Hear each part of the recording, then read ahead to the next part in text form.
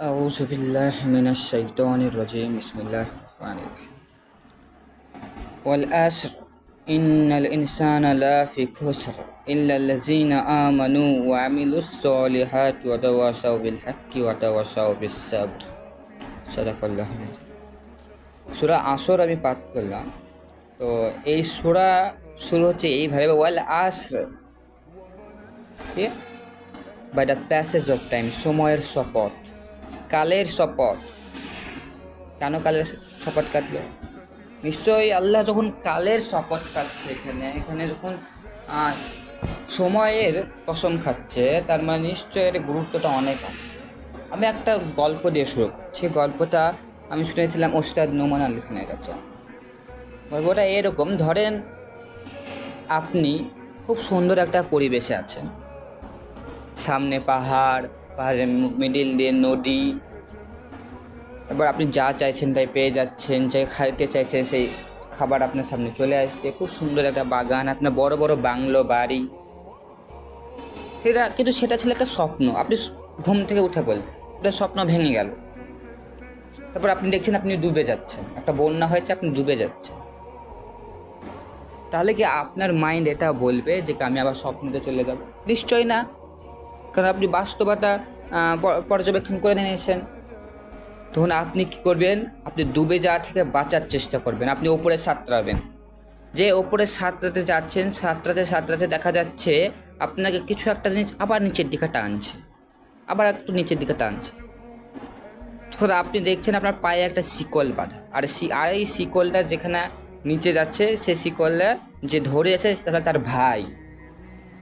বেশ, সে চাক না চাক তার ভাইকে বাঁচাতে, কারণ তাকে নিজেকে বাঁচাতে হলে তার ভাইকেও ঘুম থেকে উঠিয়ে ওপরে সাঁতরিয়ে নিয়ে যেতে হয়।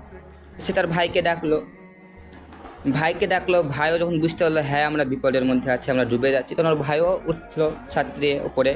দেখছে তাদের জনকে আবার নিচ থেকে চেনে টানছে। তখন আরেকটা আত্মীয় স্বজন হবে, এবার তাকেও ডাকা হলো, তাকেও নিয়ে গেলো। তারপর দেখছে আবার শিকল ধরে টানছে নিচের দিকে, দেখছে আরও অনেক মানুষ আছে। তো ওরা একে একে তুলতে লাগলো, সাঁতরে উপরে আনতে লাগলো সকলকে ঘুম থেকে ডেকে। এবারে এর মধ্যে অনেকে আছে যারা বলতেই পারে যে আমি আর পাচ্ছি না গো, আর কতক্ষণ এরকম করো। তখন কি করতে হবে? যারা একটু সবল তারা ধৈর্য ধরার উপদেশ, না আমাদেরকে বাঁচতে হলে এটা করতে হবে, কাজ চালিয়ে যেতে হবে।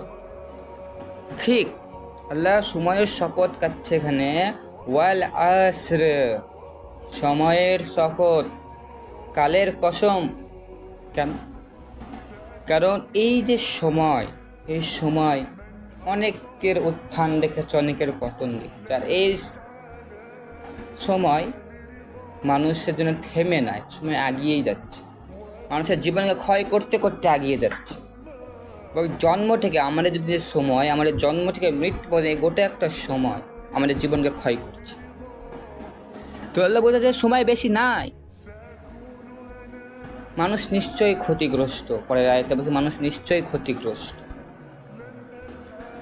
সময় বেশি নাই এবং আমরা ক্ষতির মধ্যে আছি। ক্ষতি থেকে বের হব কিভাবে? আল্লাহ যখন বলছে সবাই ক্ষতিগ্রস্ত, তো নিশ্চয়ই আমরা সবাই ক্ষতিগ্রস্ত। কিন্তু এই ক্ষতিগ্রস্ত যখন আছি, তো এই ক্ষতি থেকে বের হবো কি করে? বলে আসলে ইনাল ইনসানা লাফি খুসর ইল্লাল্লাযিনা আমানু ওয়া আমিলুস সলিহাতি ওয়া তাওয়াসাউ বিল হাক্কি ওয়া তাওয়াসাউ বিস সাবর। কিন্তু তারা নয় যারা ঈমান রাখে। 6টি জিনিসের ওপর ঈমান রাখতে হবে। ঈমান একটি হলো আল্লাহর প্রতি, একটি হলো তার প্রেরিত নবী রাসূলদের প্রতি, তার কিতাব সমূহের প্রতি, ফেরেশতাদের প্রতি, তাকদীরের প্রতি, আর পরকালের প্রতি বিশ্বাস রাখাই ঈমান। আর একটা ধরা হয় মৃত্যু, তাকে ধরা হয় কিন্তু 6টাই মেন। তো এই যে তার মধ্যে একটা আছে আল্লাহর কিতাব সমূহের ওপর ঈমান। তো এই কিতাবেরই একটা অংশ হলো সূরা আসর। সূরা আসরের 2 নম্বর আয়াতটি হলো নিশ্চয়ই মানুষ ক্ষতিগ্রস্তের মধ্যে। অর্থাৎ আমাদেরকে বিশ্বাস রাখতে হবে আমরা ক্ষতিগ্রস্তের মধ্যে আছি, এবং এটা বাঁচার উপায় হলো প্রথমে আমাদেরকে বিশ্বাস রাখতে হবে এগুলোরও। তারপর কী করতে হবে?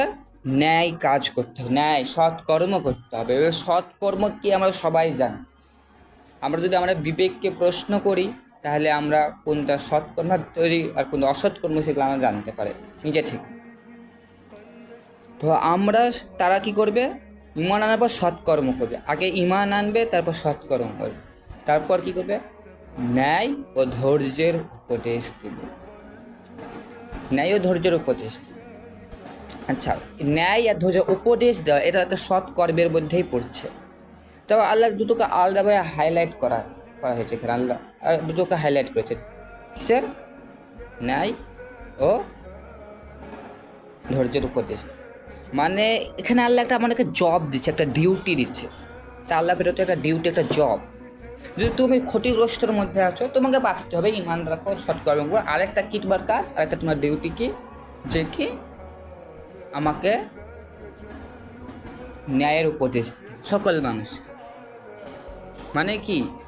আল্লাহ চ্যালেঞ্জ করেছে, শয়তান আল্লাহকে চ্যালেঞ্জ করেছে, আমি তোমার প্রত্যেকটা বান্দাকে জাহান্নামে নিয়ে যাবো।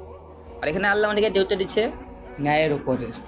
অর্থাৎ আমাদের যে রিপ্লাই, শয়তানের প্রতি যে রিপ্লাইটা হবে, আমাদের যে ডিউটি, সেটার মাধ্যমে কি আমরা জান্নাত যাব, আমরা সবাইকে জান্নাত নিয়ে যাব।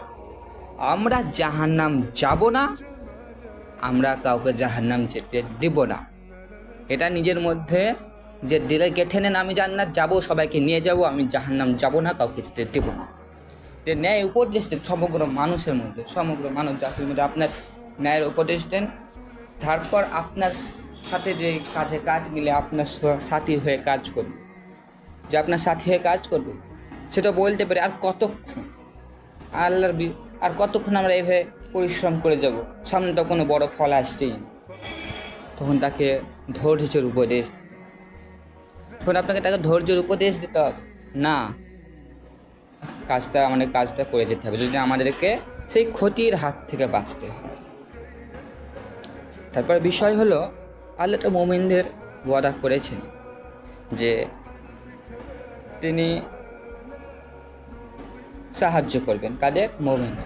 আল্লাহ ওয়াদা করেছেন নিশ্চয় করবে। আমাদেরকে পরিশ্রম করতে হবে।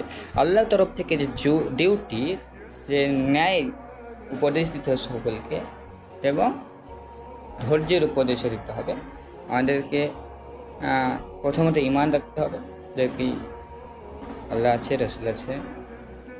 তারপর বিশেষ করে 6টি জিনিসের উপর ঈমান রেখে নিজেকে সৎকর্ম করতে হবে আগে।